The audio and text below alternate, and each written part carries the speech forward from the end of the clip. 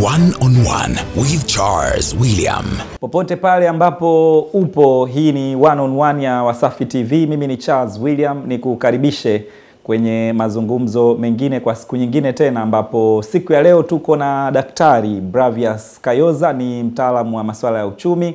Amekuwa akifanya kazi ya uhadhiri wa masuala ya kiuchumi katika vyuo vikuu mbalimbali hapa nchini, lakini pia katika vyuo tofauti Afrika Mashariki. Na Dr. Kayoza, uzuri mwingine pia ni kwamba amekuwa ni mtafiti kwenye eneo hilo la uchumi.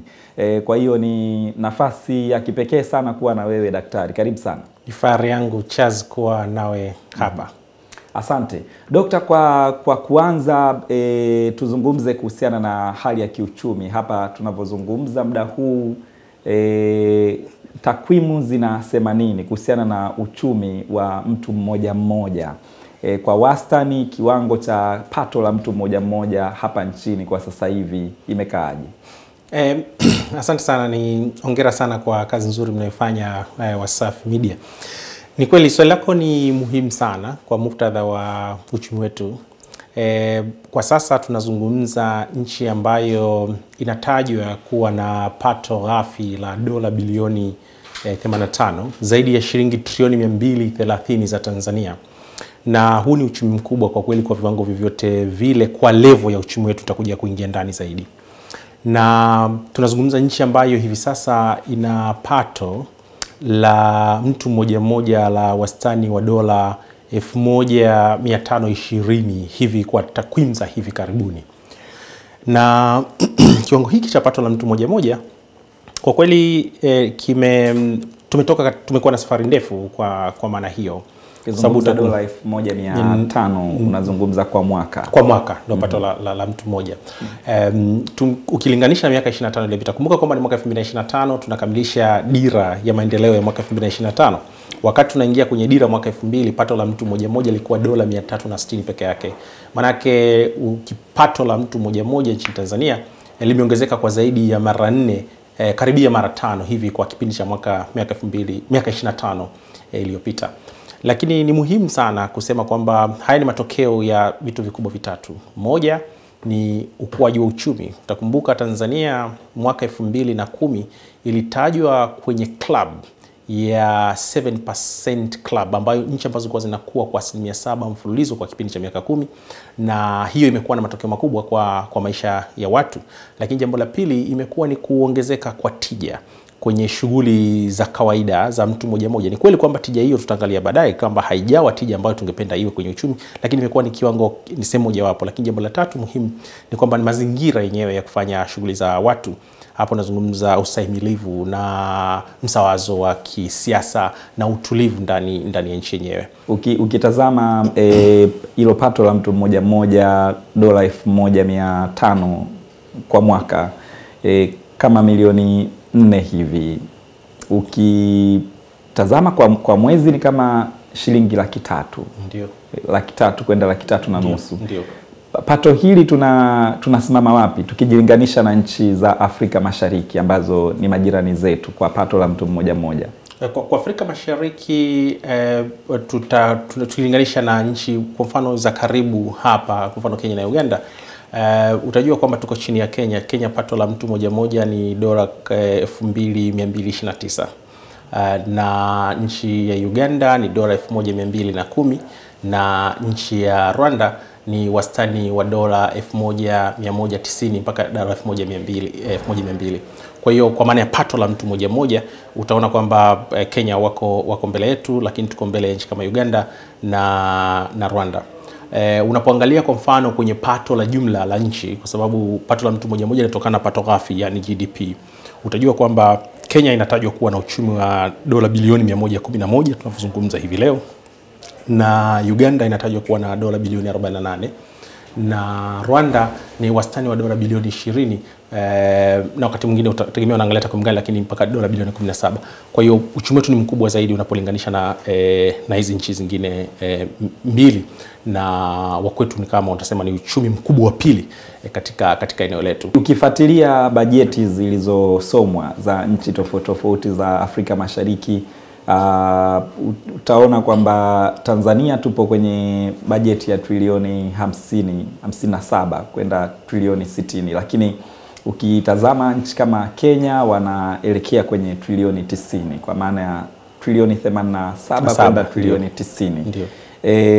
Alafu nchi zingine zipo chini.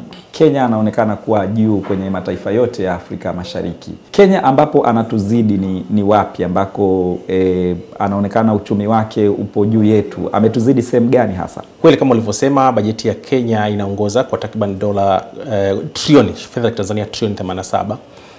Tanzania ndiyo inafuata ikiwa na wastani wa bajeti ya trilioni 57 iliyotajwa. Inafuatwa nchi ya Sudani Kusini. Yenyewe imetaja bajeti ya trilioni 50 za pesa za Tanzania. Baada ya nchi ya Sudani Kusini inafuata nchi ya Uganda, nchi ya DRC ambayo bajeti yake ni kama trilioni 47 za Tanzania. Inafuata Uganda ambayo ni trilioni 39. Inafuata Rwanda kwa fedha za Tanzania. Inafuata Uganda trilioni 39, inafuata Rwanda karibia trilioni 14. Alafu inafuata Burundi trilioni 3.6 na Somalia trilioni 3.5. Kwa hiyo utaweza kuona kwamba Tanzania ni bajeti yake kubwa, kwa ukubwa ni ya pili. Sasa muhimu pia hapa ni kujua kwamba ukubwa wa bajeti pia sio lazima sana liwe jambo zuri, kwa sababu ukubwa wa uchumi wenyewe unapaswa kuwa na uwezo wa, kwa lugha ya kitaalamu, kuabsorb ile budget. Yani nasema absorption capacity ya budget. Kwa hiyo ikiwa kwa mfano uchumi wako ni mkubwa lakini size ya bajeti ni kubwa inayokaribiana na ukubwa wa uchumi, maanake uwezo wa budget kufyonza uwezo wa uchumi kufyonza bajeti hiyo unakuwa ni mdogo. Madhara yake ni kwamba utahitaji labda kukopa zaidi au utahitaji labda kutoza kodi zaidi, lakini pia unaweza usiwe na uwezo wa kuitekeleza bajeti yenyewe. Na kwa hiyo utaona kwamba bajeti hizi pamoja kwamba ni kubwa, lakini tutapaswa kuzipima kwa kuangalia ni jinsi gani uwezo wenyewe wa kufyonza. Nataka niweke jambo hili muhimu sana. Na ninyi wataalamu wa masuala ya habari mtahitaji kusaidia sana kwenye kujenga hili jambo. Nimekuwa nikisema kwamba kwenye communicate, kwenye kuzungumza juu ya sera, tunapaswa kuwa makini sana.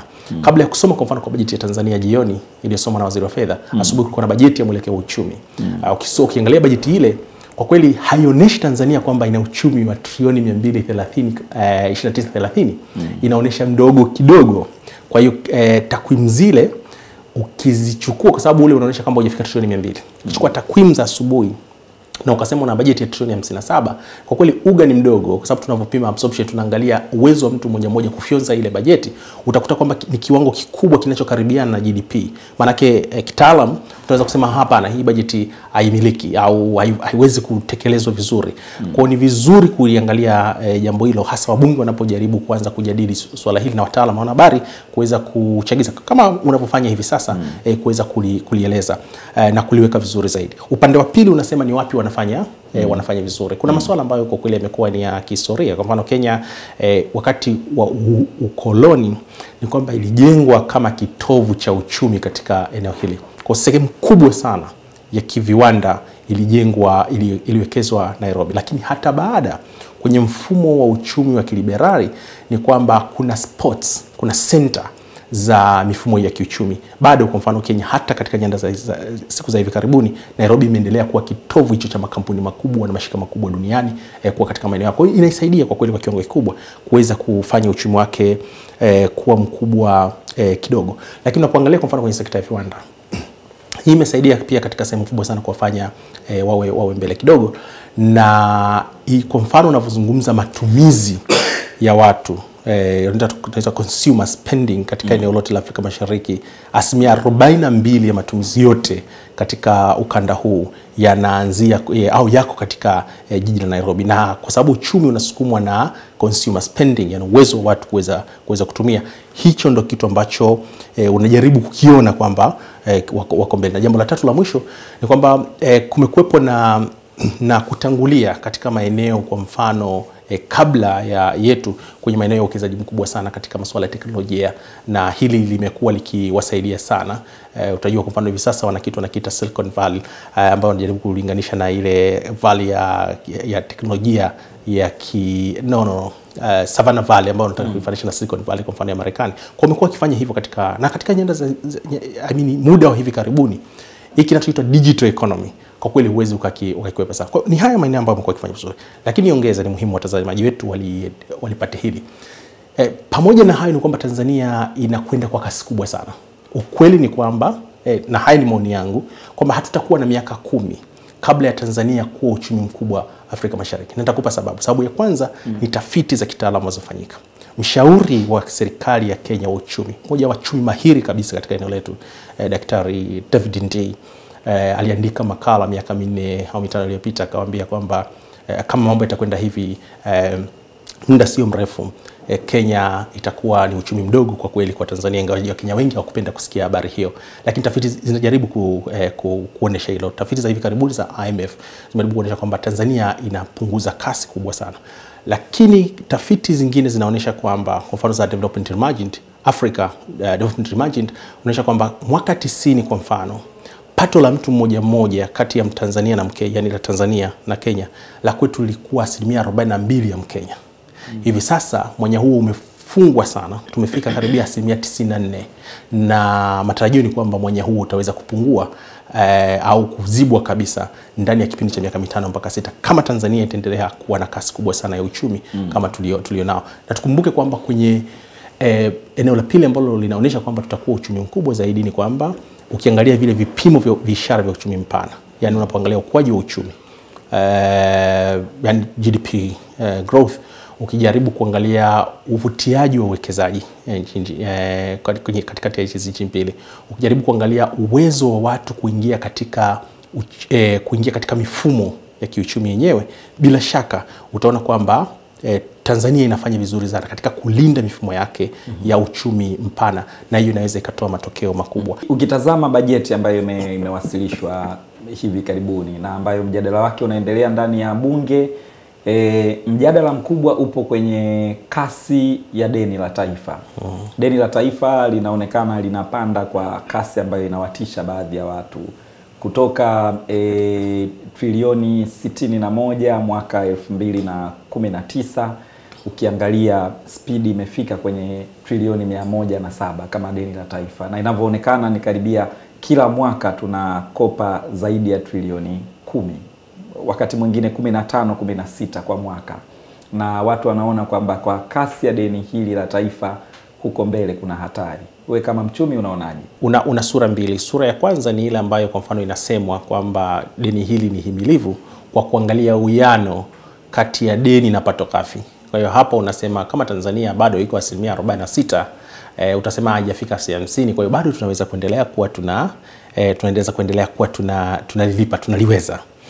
Lakini maoni yangu kwamba hiki sio kipimo kizuri hata kidogo cha kuangalia uhimilivu wa deni, na zipo sababu zifuatazo. Sababu ya kwanza ni kwamba deni letu la Tanzania lina sehemu kubwa sana, kwa mfano deni la nje na hata ndani na implications ya hicho ninachokisema, linakopa kwa fedha za kigeni, na Tanzania hatuna nguvu kubwa inapokuja eneo hilo. Kwa mfano 68% ya fedha zote inayokuja Tanzania kwa maana ya deni inakopo ni dola ya Marekani, na ni karibia 32% hivi ni euro za Marekani, na zingine zinafuata.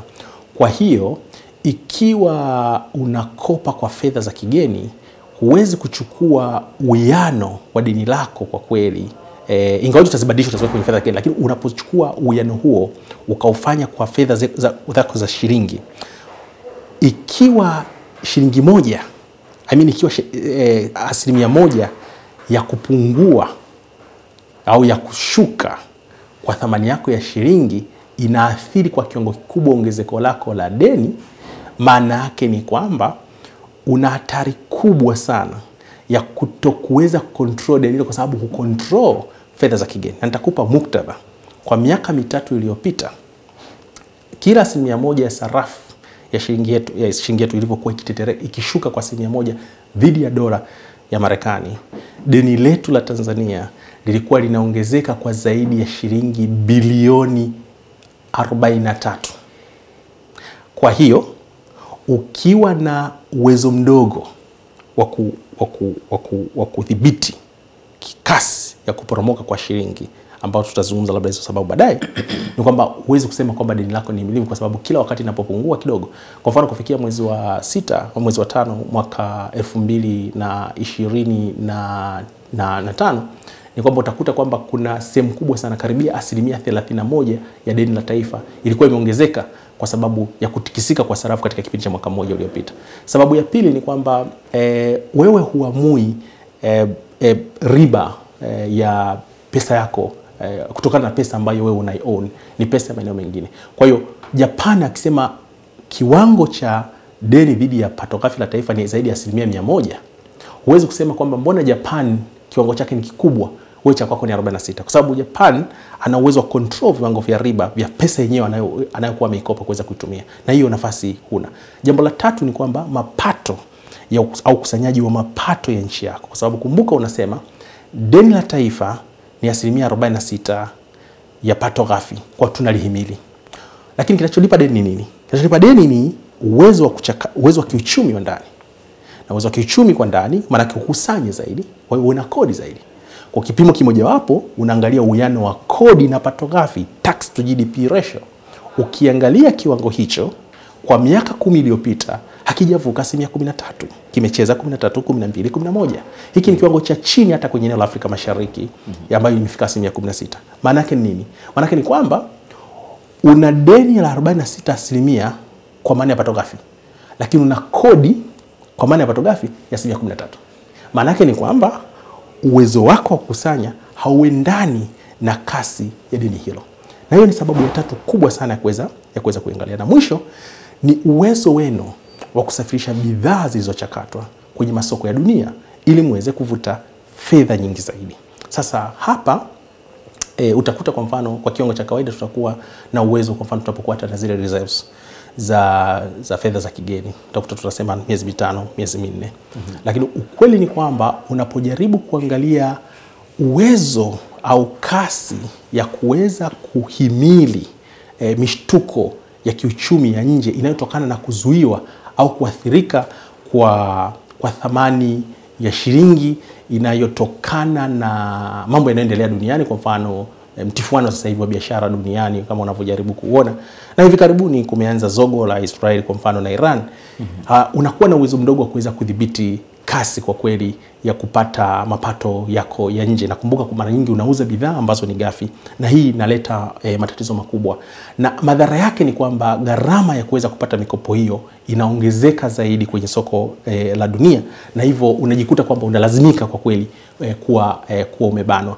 Na kwenye mfumo kwa mfano wa kibenki ambako tunapata hizi fedha na kwenye mashirika ni kwamba una zaidi ya 60% ya reserves zote duniani za fedha kwenye mabenki, zaidi ya 60% ziko kwenye dola. Kwa hiyo kama unakopa pesa kutoka kwenye hizi nchi utakuta na jambo hilo. Lakini kwenye sekta ya benki ni kwamba 42% yote ya fedha zote ambazo ziko kwenye reserves za benki zote duniani iko kwenye dola. Kwa sehemu za kupata fedha hizo pia ni kwamba ziko kwenye fedha ambayo wewe huwezi kuicontrol, na hiyo inaleta changamoto kubwa sana ya deni la taifa. Kwa hiyo ninachojaribu kusema hapa ni kwamba uhimilivu wa deni kwa maana ya kipimo kwa kweli cha deni na pato ghafi sio kipimo kizuri. Kwenda mbele tunahitaji kuliangalia jambo hili kwa sura nyingine tofauti kidogo, kwa sababu kadri uchumi wetu utakavyokuwa unapanuka na uwezo na mahitaji yetu yatakavyokuwa yanaongezeka, utafika hatua ambayo utakuwa lazimika sana kwa mfano kwenda kwenye masoko ya fedha, na kule hakuna cha msole mtu, utapata shida kwa kweli katika kudiri na jambo hilo. Unaona kuna jitihada hizo za kuingiza fedha za kigeni za kutosha, lakini pia jitihada za kupambana na deni hili, kwa sababu inavyoonekana ni kama kila mwaka kiwango cha kwetu cha kukopa kinaongezeka sana. Na wapo wengine ambao wanatoa mfano wa nchi zingine, nchi jirani ambazo zimefikia kiwango cha juu sana kwa sababu zilikuwa zina kasi kama hii ya kukopa na sasa hivi zipo katika hatari ya kutokopesheka kabisa? Naona kwamba ziko jitihada ambazo zinachukuliwa la kuweza kukabiliana na deni hili. Lakini maoni yangu kwamba zinatakiwa kuongezwa, na pia mikakati wakati mwingine inahitaji kubadilishwa, na labda nijaribu kuitaja. Jambo la kwanza ni muhimu tukaangalia tunavyofikiri kuhusu uchumi wetu na tunavyojaribu kupima uchumi wetu. Unajua Charles, ukitoka hapa ukaenda nchi fulani ukakopa bilioni za dola ukaziweka kwenye uchumi, jinsi tunavyokokotoa uchumi wetu kwa kutumia zile njia za kiasibu za kutoa GDP, mwaka unaofuata uchumi wako utaongezeka kulingana na kiwango ulichokiingiza kwenye uchumi wako. Kwa hiyo utakuwa umetengeneza labda miundombinu, lakini kama miundombinu hiyo itakuwa bado haijatoa tija, ni kwamba uchumi wako utaonekana unakuwa. Kwa hiyo utakuwa umekuwa kwa maana hiyo, lakini ukweli ni kwamba hakuna shughuli za msingi za tija zitakuwa zimeongezeka kwa kiwango kubwa za kuweza kupa mapato. Kwa ndio maana unaona kwamba unaweka fedha, alafu uchumi wako unakuwa na kodi kidogo, na kwa hiyo utahitajika kwenda kukopa zaidi. Kwa hiyo upaswi kujiridhisha na kusema hapana, uchumi wangu unakuwa kwa kiwango kikubwa, kwa hiyo uwiano kati ya deni na kodi tunauhimili, kwa sababu una hiyo changamoto. Kwa hiyo badala ya kuangalia njia ya kiasibu ya kutazama ukuaji wetu wa uchumi, ni muhimu sana tukaangalia njia ya kiuchumi zaidi. Ni matokeo gani halisi yanayoongeza fursa za uchumi wako kuzalisha shughuli za msingi na kuweza kupata mapato zaidi. Njia ya pili ambayo ni kubwa sana ni kutafuta jinsi ya kuziba mianya ya fedha zinazopotea kutokana kwa mfano na mifumo mibovu ya kodi na biashara ambayo sio halali, ili kuhakikisha fedha hii inabaki. Tunapozungumza mimi na wewe hapa, kwa mujibu wa JIF ni kwamba Tanzania inapoteza takriban dola bilioni 1.8 bado kwenye kinachoitwa illicit financial flows, fedha haramu zinazotoka kwa njia ambazo sio sahihi. Ni kama trilioni 4 ya Tanzania kila mwaka. Hii ni fedha nyingi sana kwenye uchumi wa nchi kama ya kwetu.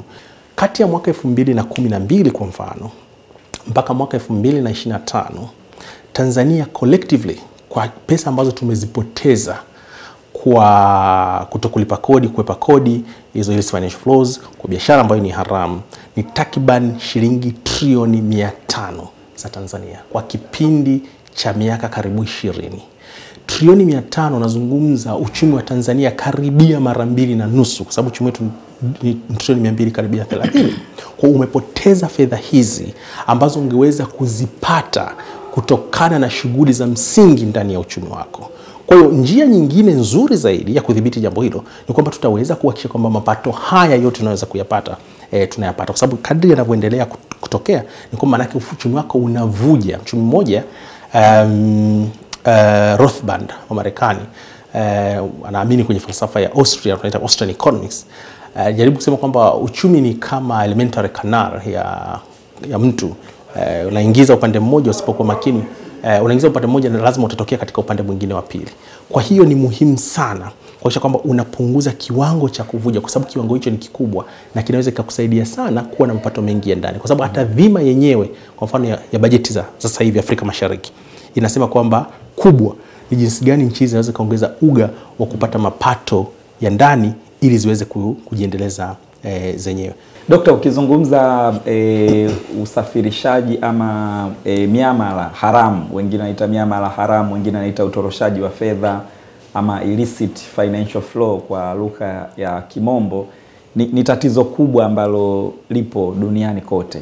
Kwa wananchi wa kawaida ukiwaambia tunapoteza fedha nyingi kutokana na miamala haramu ama utoroshaji wa fedha ama uchepushaji, wengine wanatumia lugha hiyo. Ni nini hasa ambacho kinatokea? Kwa sababu kuna watu ambao wanaamini hizi ni fedha zinazoibiwa. Kuna watu wanaiba fedha ama kuna ufisadi unafanyika. Na wengine wanaamini ndio huo utoroshaji, labda watu wanaenda kuficha fedha nje ya nchi. Kiuchumi tukiielezea kidogo, ni kitu gani hasa tukisema illicit financial flow na Tanzania inapoteza fedha nyingi kupitia jambo hilo? Kwa kweli kwa lugha ya kawaida ni kwamba una moja kwa mfano umehitaji kwamba unaweza ukawa na watu ambao wanafanya kitu wanakiita wanasafirisha mitaji, chukua capital flights, zinaweza zinatoka katika njia ambazo sio halali sana au ambazo za kujificha. Inawezekana watu wanafanya halali lakini kwa kujificha. Kwa hiyo wanapeleka fedha hizo katika tax havens wanaziita, kule ambako watatozwa kodi na nini. Lakini njia ya pili ni kwamba unafanya biashara ambayo ni haramu. Yani hatuwezi kuiona, hatuwezi kuimonitor, na fedha hizo zote zinakuwa zinapotea. Kwa sababu kumbuka, kwa nini tunaiweka katika eneo hilo? Unapokuwa unafanya shughuli za hivyo, maana kwenye uchumi kunaonekana kuna shughuli zinatokea. Lakini unapoangalia uwezo wenu wa tija na mapato mnayopata hayafanani na pilika ambazo zinatokea kwenye uchumi. Sasa hii ina tatizo kubwa sana, ni kwamba kuna watu ambao wanakuwa wanafanya shughuli zao haramu, na hizo shughuli zinafanya fedha nyingi zitoke nje. Lakini kuna pia ambao wanafanya mihamara ya kuchepusha kama kwa njia hiyo, na mihamara hiyo ni kwamba kuna shughuli ambazo labda kama nchi ingeweza kuziona, isingeweza kuruhusu biashara ya aina hiyo kwenye sekta ambazo ni za msingi.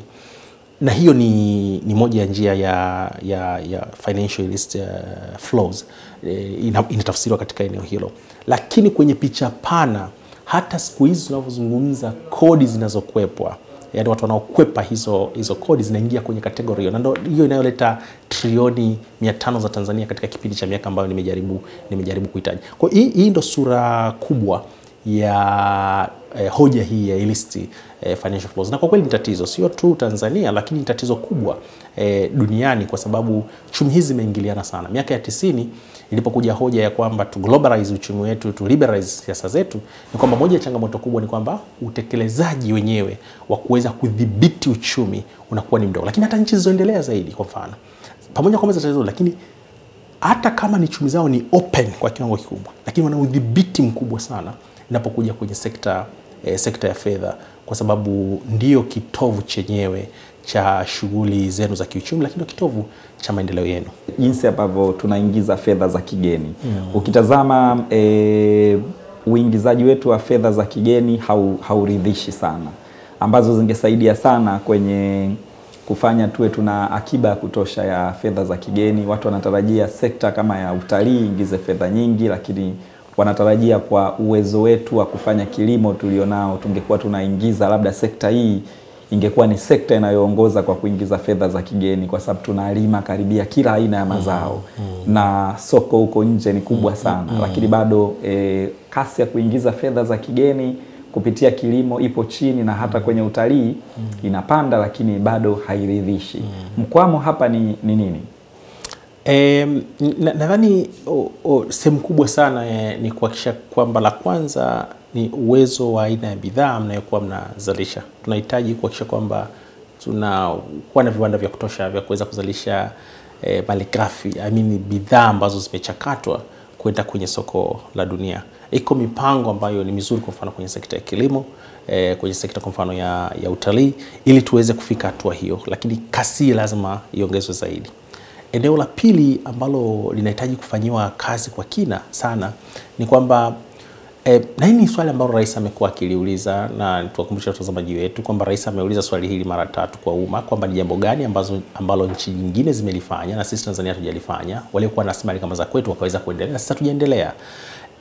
Katika kuwa na rasilimali nyingi hizi sio tafsiri ya kwamba wewe ni tajiri.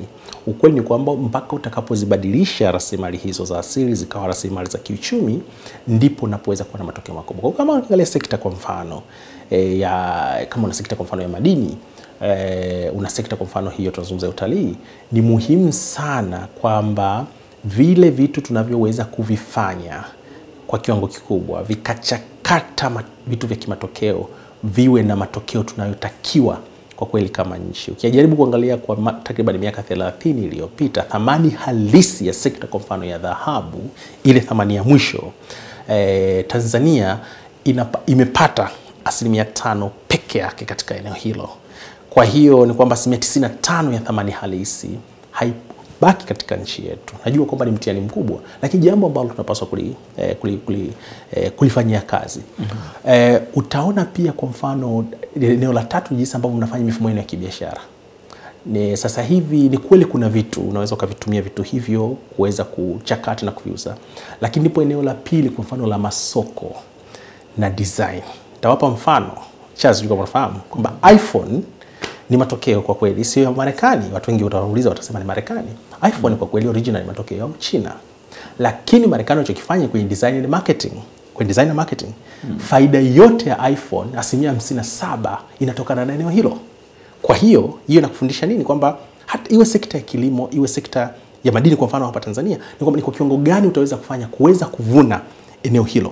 Kwa hiyo ule mnyororo wenyewe wa ugavi ni jambo ambalo tunahitaji kulifikiria zaidi. Naweza ikatupa fedha kubwa sana ya, kwa sababu Marekani kwa mfano wanafaidika sana na iPhone kuliko ambako ni origin yake kule ambako ni China.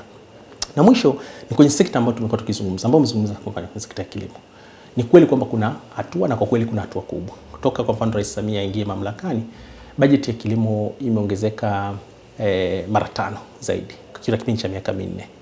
Na kwenye nchi zetu za Afrika Mashariki kuna nchi ambayo imeongezeka bajeti zaidi ya mara 5. Kenya imeongeza bajeti yake kwa mara 4 zaidi kwa miaka 4 iliyopita, na Uganda imeongeza mara 4 vile vile, Rwanda imeongeza bajeti yake mara 3. Kwa hiyo utaona kwamba tumeongeza kwa kiwango kikubwa. Lakini muhimu zaidi kwenda mbele zaidi, na hasa kama nilivyokuwa najaribu kusema kwenye mambo makubwa mawili. Moja ni kwamba uwezo wetu wa kufungamanisha sekta hii na viwanda. Kwa mfano kiwanda, aina ya viwanda tulivyo navyo au tunavyopaswa kuwa navyo Tanzania, kilimo kinakadiriwa potential yake kwamba kinaweza kuchangia ushamirishaji wa sekta hiyo ya viwanda kwa 67%. Yaani hapo unaangalia kwa mfano kama unawekeza kwenye viwanda kwa mfano vya nguo au sekta kwa mfano ya ngozi na au kwa mfano pamba au kwa mfano mafuta ya kula, ambao unaona kwenye budget kwa mfano wamejaribu kuongeza kidogo exempt watu ambao wanazalisha katika sekta hizo, ni jambo zuri, lakini unahitaji kufanya vizuri zaidi kuweza kwenda mbele. Nitakupa mfano mdogo kwa mfano kwa Tanzania. Kwa sekta ya garments, nguo, viatu na vitu kama hivyo, ni sekta ambayo sisi tuna competitive advantage kuliko nchi zingine. Nchi ambazo zimekuja kujifunza kwetu, nchi kama Vietnam na Bangladesh zimekwenda mbali zaidi. Unaona nchi kama Bangladesh kwa mfano kwenye sekta ya garments inapata zaidi ya dola bilioni 35 kwa mwaka. Sekta ya viwanda vya nguo unaweza kusema hivyo. Tanzania vitu vyote tumeuza, madini na kila kitu, tunaishia karibia hatuvuki dola bilioni 15. Kwa hiyo wao sekta ya ngozi na viwanda na nini, viwanda vya ngozi, viatu, nguo wanapata zaidi ya bilioni 35. Sisi vitu vyote hivi tunapata chini ya bilioni 15. Maana yake ni kwamba wanapata fedha za kigeni zaidi kwenye sekta hiyo tu kuliko sisi tunapopata, pamoja na kuwa na madini mengi au na rasilimali nyingi kiasi hicho.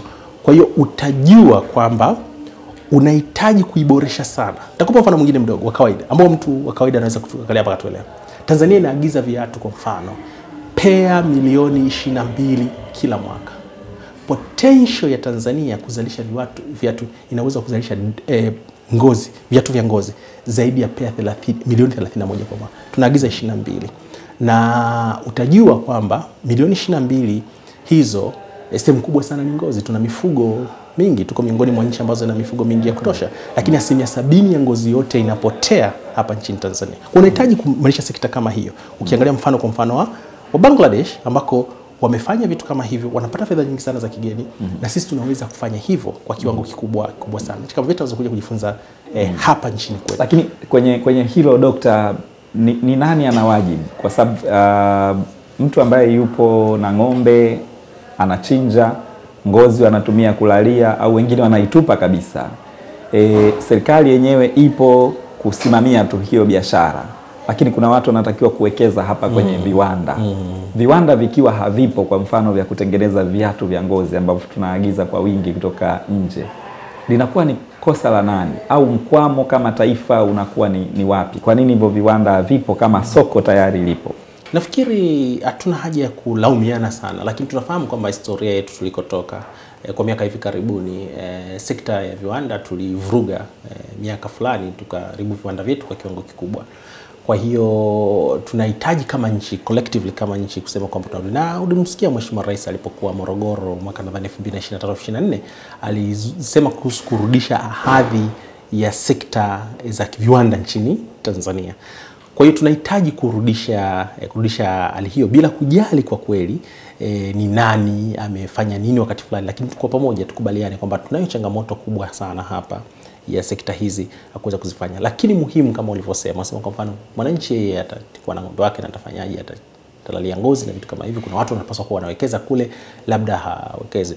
Tutakumbusha watazamaji wetu waliosoma kitabu cha Rais hayati Benjamin Mkapa, My Life My Purpose.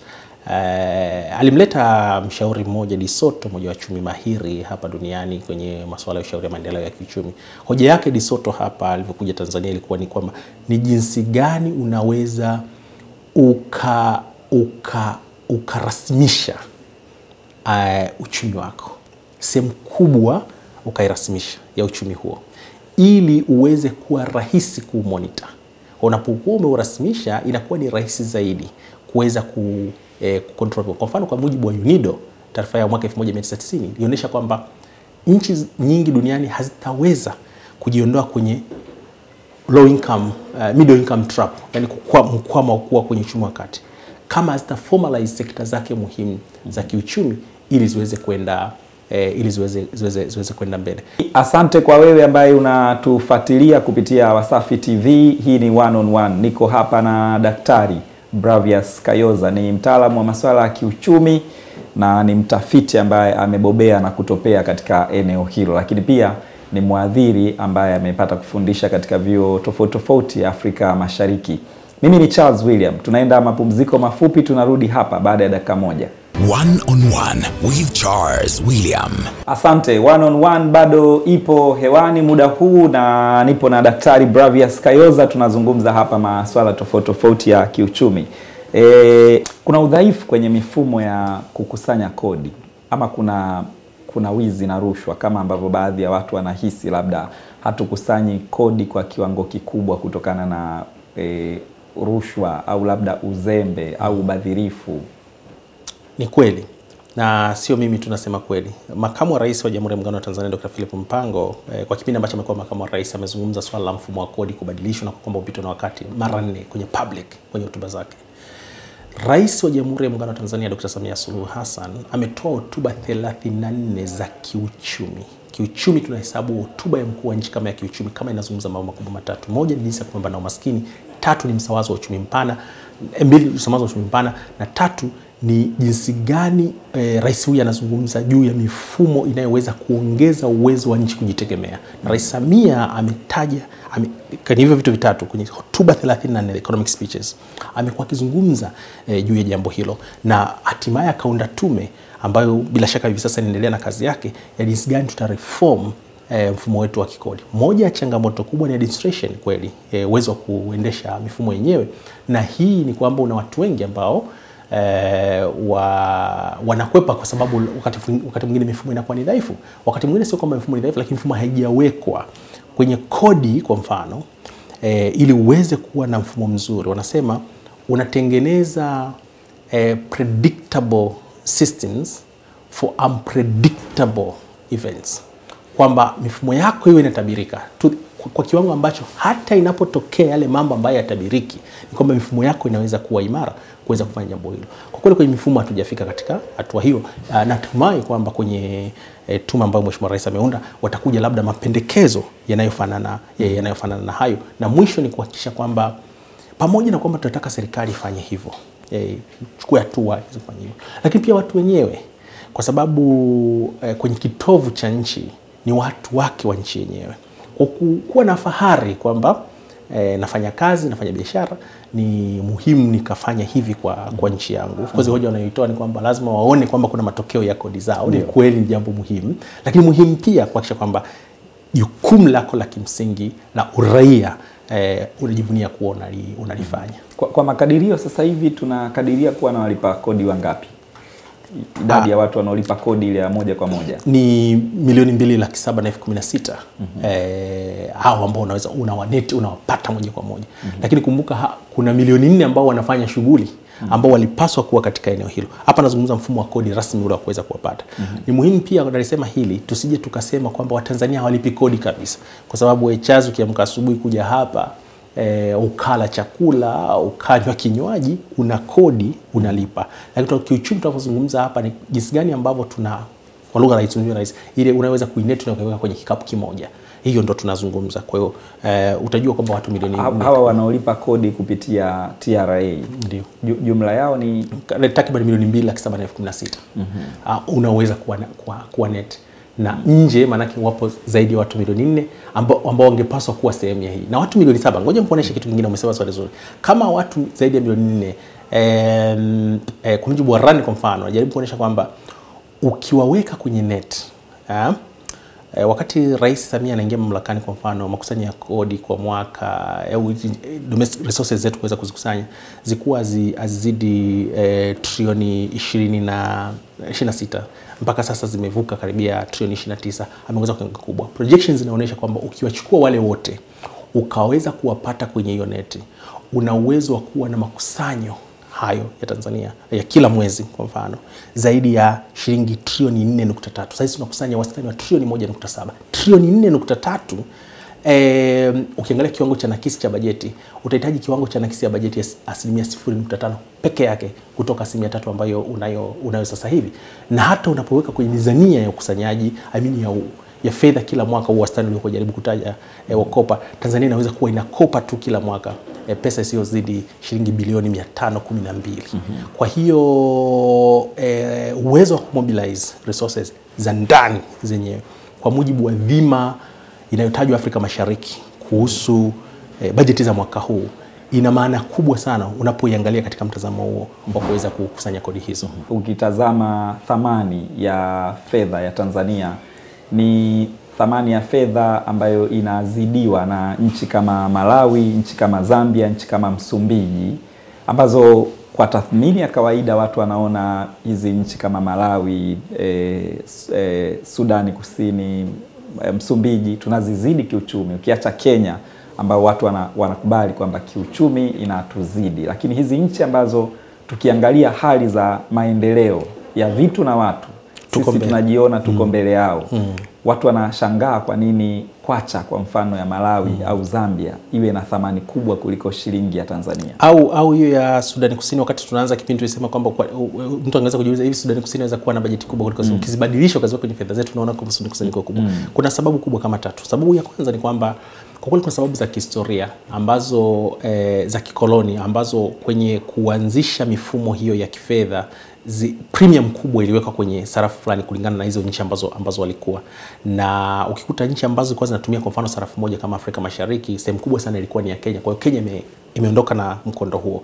Kwa ndivyo ilivyotokea katika hizo nchi, kwa mfano Msumbiji, Wareno na kadhalika, Waingereza kule Malawi. Kuna sababu hiyo. Lakini sababu ya pili ni kwamba sio lazima sana unaposema kwamba mimi na uchumi mkubwa basi sarafu yako ya shilingi kwa maana ukilinganisha nyingine sarafu yako ya fedha yako iwe kubwa kuliko mtu mwingine chazi.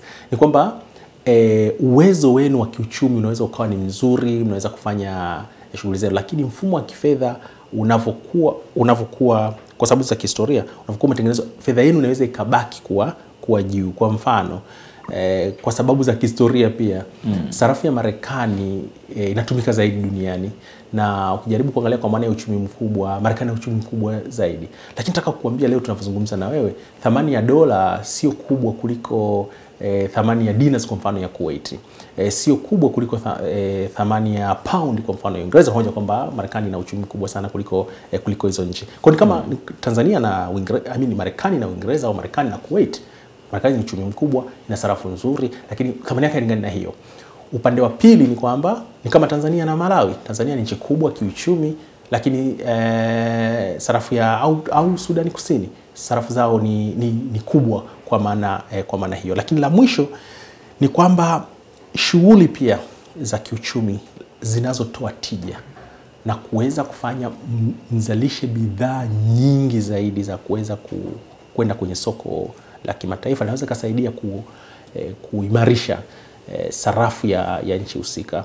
Na hili jambo ambalo tunaendelea kulifanya, lakini nadhani siku za mbele tutahitaji kulifanya vizuri zaidi. Lakini tusisahau kwamba wiki iliyopita Watanzania wafahamu kwamba sarafu yetu imekuwa miongoni mwa sarafu ambazo zimefanya vizuri zaidi duniani kwa maana ya kuimarika dhidi ya sarafu hard currency ya Marekani, dola, na ni kwa sababu ya shughuli kwa mfano kubwa za utalii kuongezeka na shughuli za uuzaji wa bidhaa kwenda nje nchi. Ukiangalia miradi mikubwa ambayo tumetekeleza hapa kwa kipindi cha Rais Samia, ambayo ni miradi inayojadiliwa sana, miradi kama ujenzi wa reli unaoendelea, matrilioni ya fedha yanawekwa hapo, lakini mradi wa bwawa la Mwalimu Nyerere, matrilioni ya fedha, na mingine ya ujenzi ambayo imechukua fedha nyingi sana. Watu wanaamini miradi hii ingeweza kutekelezwa kwa mtindo wa ubia, na badala ya sisi kukopa fedha au kuchukua kwenye vyanzo vyetu matrilioni ya fedha na kuweka kwenye miradi hii, sekta binafsi ingeweza kuweka fedha pale, alafu serikali ikabaki tu kama msimamizi wa huduma. Unaona kwamba kwenye eneo hili la ubia lingetekelezwa ipasavyo, tungeweza kuokoa mabilioni na matrilioni ya fedha ambazo zingeweza kutumika kwenye shughuli zingine za maendeleo ya nchi. Ni kweli kwamba njia hii ya ubia inaweza ikasaidia sana, inaendelea kusaidia sana. Kwa kweli hata hivi sasa inaonyesha kwamba nchi ambazo zinachukua hatua kubwa sana kwenye eneo hili zinapunguza mzigo mkubwa sana kwa mataifa yao, na zinasukuma kasi ya kuendesha uchumi wao na kwa maana ya maendeleo. Ni kweli kwamba faida utakazozipata kwa mfano kuvutia mitaji zaidi. Changamoto kubwa sana. Tuna changamoto kubwa tatu kwa mfano kwenye uchumi wetu, ukisummarize kwenye uchumi mpana. Moja ni mitaji, mbili ni tija, na tatu ni ukuaji. Unahitaji ukuaji mkubwa sana, unahitaji tija inayokuwa kwa kiwango kikubwa, na unahitaji mitaji mikubwa. Hivi vyote vimeambatana na ubia. Kwa mfano ukiwa na sekta ubia utakusaidia kwa mfano kuongeza ufanisi kwenye uchumi, na hivyo kutakusaidia kuongeza tija. Kwa efficiency inapoongezeka, productivity inaongezeka, na ni tafiti za kiuchumi zinajaribu kudhibitika. Lakini jambo la pili ni kwamba utakapokuwa na ubia unaweza kuvutia mitaji mikubwa zaidi na kuweza kufanya uwezo wa uchumi wako kuvuta mitaji ukawa ni mkubwa, na matokeo yake ni kwamba utapunguza kiwango cha matumizi, yani ile public finance ya nchi, kwa sababu at the heart, kwenye kitovu cha uendeshaji wa uchumi ni public finance. Kwa utapunguza fedha nyingi unazozitumia serikalini kwa mfano kutoza kodi au kuweza kuzikopa, kuweza kuwekeza kwenye eneo hilo. Lakini eneo jingine ambalo litakusaidia ni teknolojia. Na teknolojia kwa kweli katika uchumi wa kileo, utakataka kujenga miundombinu mikubwa na ya kisasa, inahitaji teknolojia kubwa, inahitaji mbinu kubwa sana, na hilo utalipata kwa sababu kadri unavyo integrate uchumi wako na maeneo mengine kwa njia ya ubia, ndivyo unavyoweza kuchukua teknolojia zao na kuweza kuzingiza katika uchumi wako. Lakini kwa ndani itakupa faida nyingine mbili. Kubwa ni kwamba utaweza kuhakikisha una decentralize mitaji. Kwa mfano ukipeleka sekta ya ubia kwenye maeneo kwa mfano ya halmashauri, badala ya hoja ile ilikuwa nasema kwamba tumegatua mfumo wa kisiasa, utakuwa unagatua mfumo wa kiuchumi, kwa sababu utazifanya na kule kwenye local government ndiko watu waliko. Huku juu serikali ni abstract. Kwa itakufanya udecentralize capital, na taarifa za capital formation ya utengenezaji wa mitaji kwenye uchumi wetu. Inaonekana kwamba kiwango cha mijini hasa kwenye center capital formation inakuwa mara 5 zaidi ya inavyotokea katika local government. Kwa utaweza kuitengeneza hiyo, lakini itakufanya pia upambane na umaskini na uweze kuhakikisha kwamba unatumia vizuri rasilimali za asili zilizo katika maeneo hayo. Kwa hizi ni faida ambazo unaweza kuzipata, lakini tusisahau kwamba kuna hatua kubwa hivi sasa kwa serikali ya Jamhuri ya Muungano wa Tanzania, lakini kwa serikali ya Mapinduzi ya Zanzibar kwenye kuwekeza sana kimaarifa, kwenye kuwekeza sana kwenye taasisi ili tuweze kwenda kwenye ubia. Utajua kwamba Rais Dr. Samia Suluhu Hassan ndiye ameanzisha kituo sasa rasmi cha ubia nchini Tanzania chini ya mkurugenzi wake wa kwanza ndugu David Kafulila, na hii ni hatua kubwa sana na ya kihistoria. Tunapozungumza leo ziko nchi 26 peke yake ambazo zina center kama vituo yani center za ubia. Nchi zingine zinakuwa na unit kwenye wizara tofauti, na Tanzania ni moja ya nchi ambazo zina hicho kituo. Unapokifanya kituo cha aina hiyo, manake utaalamu kubwa sana unakuwa na centralize kwenye hilo eneo, na ni rahisi zaidi kwa kweli kufanya majukumu yake, na hii ni hatua kubwa sana kwa Tanzania. Lakini kwenye hotuba 34 nilizokuambia za Mheshimiwa Rais ni kwamba kati ya hotuba 34, hotuba 17 ya hotuba zake za kiuchumi amezungumza juu ya swala la ubia. Kwa hiyo ni mtu ambaye anaiona kama ni sehemu muhimu ya kuendesha uchumi, na nafikiri kadri tunavyokwenda mbele kutakuwa na matokeo makubwa sana yanayohusu sekta ya ubia na uchumi wetu, na hivyo kuwa na matokeo ambayo kila mtu angependa kuyaona, na itasaidia sana kuhakikisha kwamba inapunguza fiscal hole wanaita, yani shimo la fedha kutoka kwenye serikali yetu katika kutekeleza majukumu yake ya kila siku. Moja kati ya kitu ambacho kinatutesa kama taifa ni kasi ya dola kupanda dhidi ya shilingi. Sababu ukiangalia takwimu za miaka 20 iliyopita, mwaka 2005, thamani ya dola moja ya Marekani ilikuwa ni kama shilingi 1,050 ya Tanzania. lakini sasa hivi tunavyozungumza dola moja ni shilingi 2650 2700. Imefika huko na bado inaendelea kukua kwa kasi. Kama taifa unaweza kuwa na mkakati gani wa kupambana na kasi ya dola kupanda, kwa sababu hata magari tunaagiza kutoka nje, magari yaliokuwa yanapatikana kwa milioni 14 15 sasa hivi yanapatikana kwa milioni 25 26 kutokana na dola kupanda. Niende moja kwa moja. Moja ni kwamba tutahitaji kumanage vizuri uchumi wa kiuwekezaji kwenye miradi ya kimkakati. Kwa sababu unachokuwa unakifanya, kwa mfano kwenye miradi hii, unapokopa fedha kutoka eneo jingine ukawekeza kwenye miradi, ulichokikopa ni mitaji, yani ni miundombinu au capital goods ndio zinazoleta. Kwa hiyo ukopi fedha, hasa unakopa teknolojia na vitu vya kuweka katika eneo hilo. Kwa matokeo yake ni kwamba hivi vitu vinakuja na kitu wanachokiita wakati mwingine imported inflation. Na hiyo inapunguza kwa kiwango kikubwa kasi yako ya uimara wa sarafu. Ili uweze kukabiliana na hiyo, ni muhimu sana kuhakikisha kwa haraka sana unapokuwa unafanya hivyo, unahakikisha kwamba miradi hii inakuwa positioned au unaiweka kwenye mazingira ambayo inaweza kuanza kutoa matokeo ya haraka na kutoa tija. Lakini jambo jingine ni kuhakikisha kwamba ni kuendelea kuimarisha sekta yetu ya viwanda ili tuweze kuchakata vitu vyetu na tuweze kuuza vitu ambavyo ni bidhaa ambazo tayari zimechakatwa, ili tuweze kuongeza thamani ya rasilimali ambazo zinatoka Tanzania. Na hiyo ndio dhana yenyewe ya kubadilisha rasilimali za kiasili kuwa rasilimali za kiuchumi. Inaweza kusaidia sana kulinda sarafu. Lakini ya mwisho ni kwamba ni mkakati wa Benki Kuu na jinsi inavyoshughulika na jambo hili katika dunia ambayo imeingiliana. Ni muhimu sana kuona ni kiwango gani, kwa mfano, shughuli za kiuchumi zinazotokea maeneo mengine na uratibu wa shughuli hizo haukanyagi. Kuna hatua ambazo zimekuwa zikichukuliwa kuhamasisha watu watumie zaidi sarafu yetu, lakini muhimu sana mifumo ya kiufundi zaidi kuweza kuhakikisha kwamba inatumika ili kulinda sarafu ya Tanzania. Lakini hatua zingine ambazo zinaweza kuzuia, kwa mfano kuweka akiba ya rasilimali zingine, kwa mfano kama dhahabu, ni vitu ambavyo vinaweza kuendelea kusaidia katika eneo hilo. Na mwisho ni kuimarisha vizuri sekta ya kifedha ya Tanzania, hasa kutokea kwenye benki za kibiashara, ili ziweze kuwa sehemu muhimu ya mfumo wa fedha hapa nchini, hasa unapoangalia kati ya sarafu ya Tanzania na fedha za kigeni. Nakwambia duniani kote benki za kibiashara, hifadhi yake ya fedha yake zaidi ya 42% iko kwenye dola za Kimarekani. Kwa hiyo unahitaji sekta ya benki pia ambayo iko kwenye uhalisia huo. Na Central Bank ina jukumu la kuweza kufanya kazi hiyo. La kiufundi, footnote kwenye hilo kabisa, ni kwamba duniani saizi kuna mjadala mkubwa kama Central Bank, kama benki kuu ziendelee tu na jukumu hilo moja la kuangalia msawazo wa kiuchumi, stability, kwa price stabilization, kuwepo na mazingira sawa ya mfumuko wa bei na nini.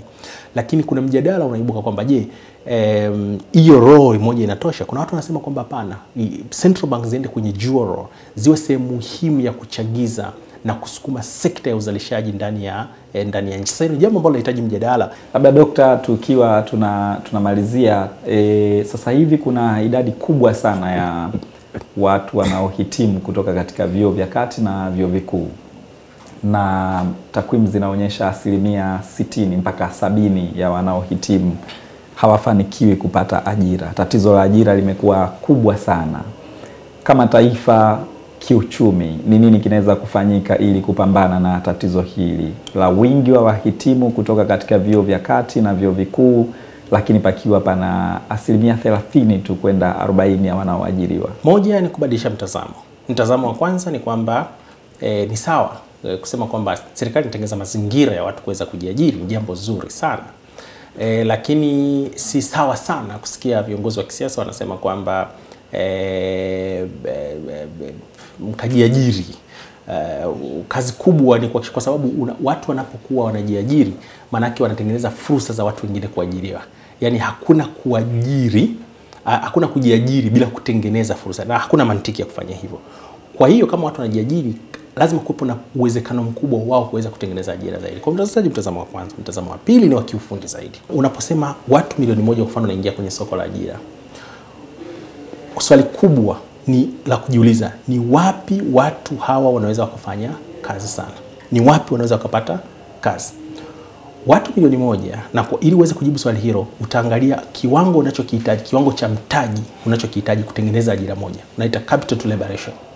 Kwa hiyo kama kuna sehemu unahitaji mtaji mkubwa sana kutengeneza ajira moja, ni kweli uendeleze sekta hizo, lakini uangalie pale unapohitaji mtaji mdogo kutengeneza ajira moja. Kwa mfano sekta za huduma zinahitaji mtaji mkubwa sana, kwa mfano sekta ya fedha, ili kutengeneza ajira moja. Lakini sekta kwa mfano kama za kilimo na maeneo mengine au biashara kawaida, unahitaji mtaji mdogo kutengeneza ajira kubwa. Sasa kati ya watu milioni 1 nchini Tanzania, watu daraja la kwanza kabisa ni takriban watu 50,000. Hawa ili uweze kutengeneza ajira moja kwenye hizo sekta, unahitaji capital, mtaji wa shilingi milioni 3,600,000. Watu 50,000.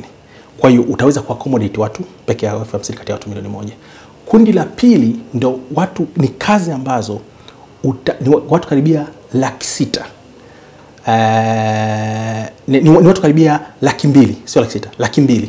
Hawa ndio wanaweza kutengeneza kazi za kati, na hawa unahitaji tu mtaji wa milioni 1 kuweza kutengeneza ajira moja. Watu 750,000 wanabaki chini kwenye daraja la chini, na hili daraja ni kwamba unahitaji shilingi 450,000 kwenye kazi ambazo kidogo zinaweza kuwa, ambazo za stars kwa muda watu kutengeneza ajira moja. Kazi zingine za chini yake ni kama unahitaji 200,000, lakini zinatajwa kwamba haziwezi kuwa kazi nzuri za kuweza watu kumudu maisha. Kwa zile unahitaji 100,000 kutengeneza ajira moja, watu 750,000.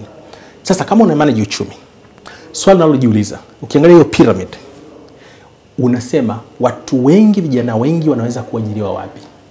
Watu wetu wengi hawezi kuajiriwa kwenye sekta za huduma. Yaani kwa mfano sekta ya fedha. Kimsingi watu wengi wako kwenye sehemu ya chini. Na hapo unaweza kutaja sekta kwa mfano ya sekta ya kilimo, na hapa kilimo sizungumzi tu kule shambani, lakini katika mnyororo mzima wa sekta ya kilimo, na hasa kwa mfano kwenye maeneo ya masoko na vitu vingine. Na huku unahitaji mtaji wa 450,000 kutengeneza ajira moja. Lakini si uchumi wetu ufanye kazi hivyo. Uchumi wetu unaangalia sehemu ya juu, na tunahesabu kwa tunaangalia watu wameajiriwa. Waajiriwa ngapi? Ni hao 50,000 ambao mtaji wao ni mkubwa. Katika mazingira hayo, utakuwa na uchumi ambao kwa kweli hauwezi kutengeneza ajira za kutosha. Hata utakuwa unaukuza. Kwa hiyo utajiingiza kwenye mgogoro wa kusema mjiajiri, lakini unalo ile tatizo la kwanza ambalo unahitaji kuliangalia vizuri.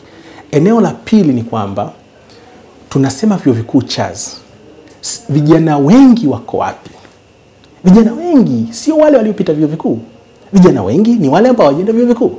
Kwa unapojadili swala lako la kukosefu wa ajira, ni kweli unawataka wale watu walikuwa na vyuo vikuu, lakini una kundi kubwa. Na hapa ni maana yake ni kubadilisha thinking. Ule mfumo wa kiuchumi wa trickle down effect, kwamba watu wachache wakienda juu watarudisha chini, umepitwa na wakati.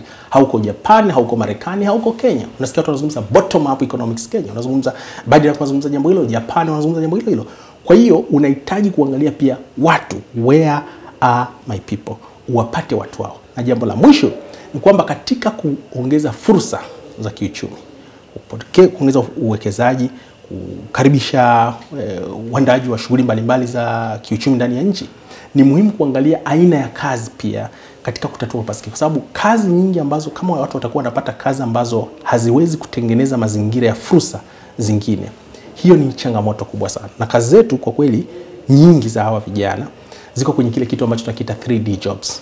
The dead, the dangerous and the difficult. Kazi chafu, ngumu, zinazotisha.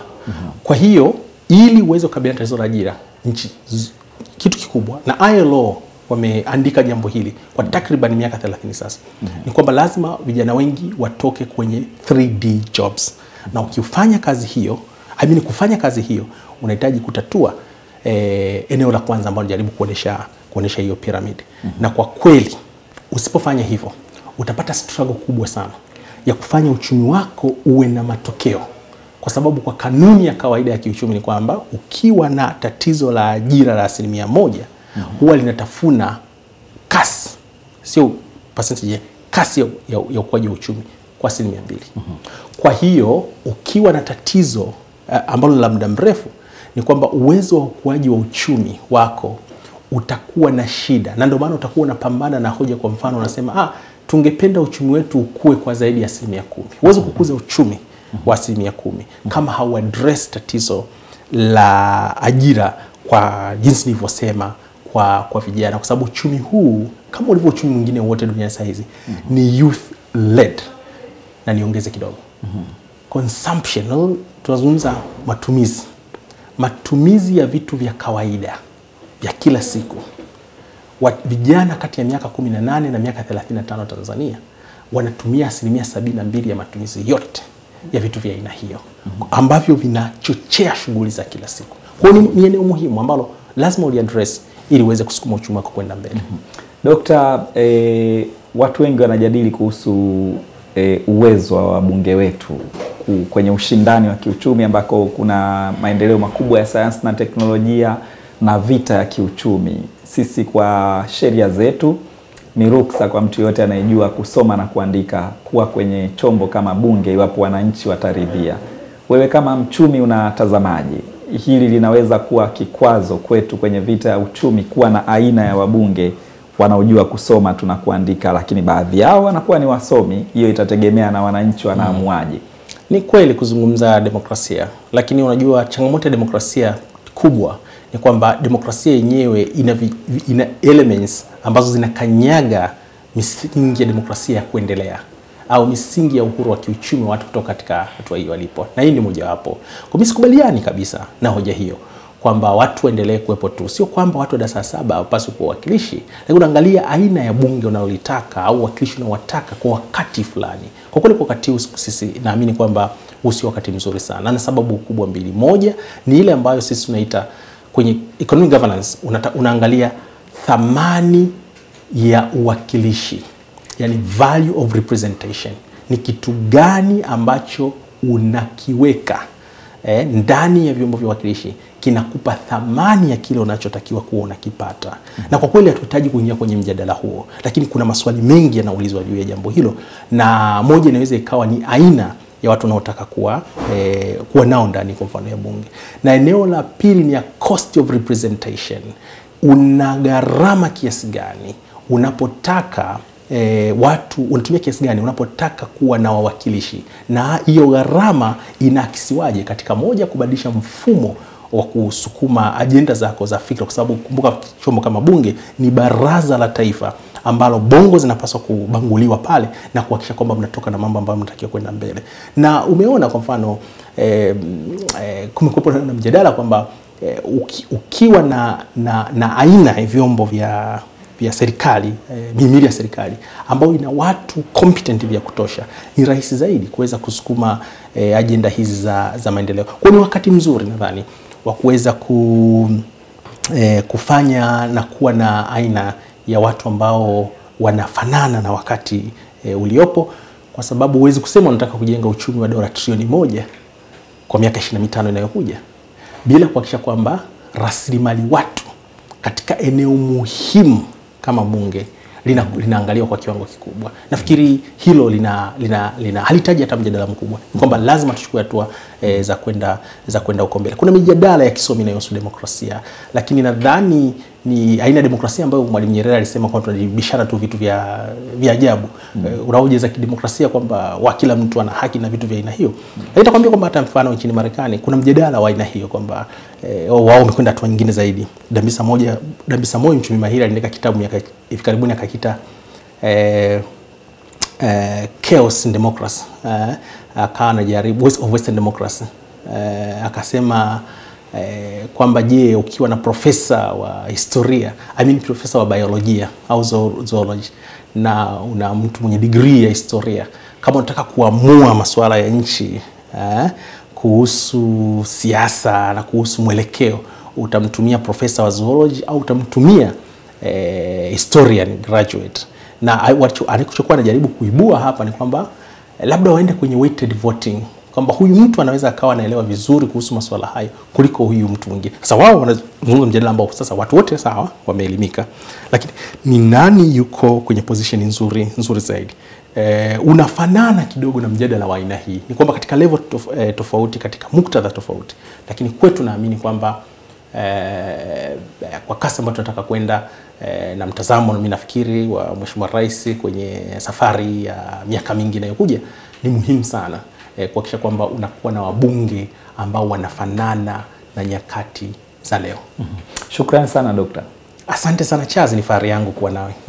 Asante. Shukrani kwa wewe ambaye umetufuatilia muda wote kupitia One on One ya Wasafi TV, lakini pia shukrani za kipekee kwa Kasim Best ambaye amenivalisha. Ukienda Instagram andika KCM Best na ukitazama pale utaona huyu ni mtaalamu kabisa wa kutengeneza suti, lakini pia anatengeneza nguo zingine za aina zote. Kwa hiyo inategemea tu wewe unataka aina gani ya nguo, na yeye ni mshonaji mzuri kabisa. Anapatikana pale jirani kabisa na jengo la TRA, mamlaka yetu ya mapato hapa nchini.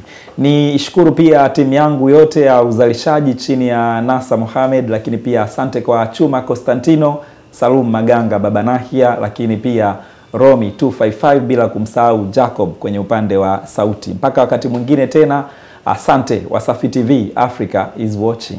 One on One with Charles William.